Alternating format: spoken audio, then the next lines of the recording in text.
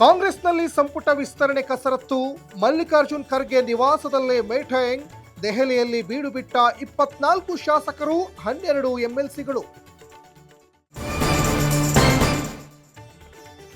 ಡಾಕ್ಟರ್ನ ಕೊಂದು ಮಗನ ಹತ್ಯೆಗೂ ಯತ್ನ.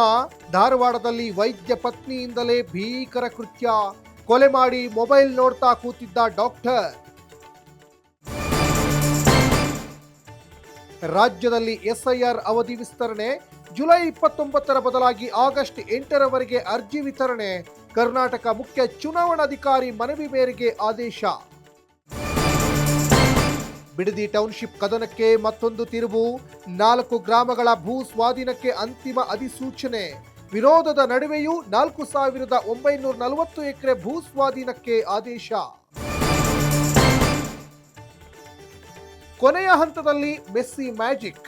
ಇಂಗ್ಲೆಂಡ್ ಮಣಿಸಿ ಫೈನಲ್ಗೇರಿದ ಅರ್ಜೆಂಟೀನಾ. ಭಾನುವಾರ ಸ್ಪೇನ್ ವಿರುದ್ಧ ಮಹಾಕದನ.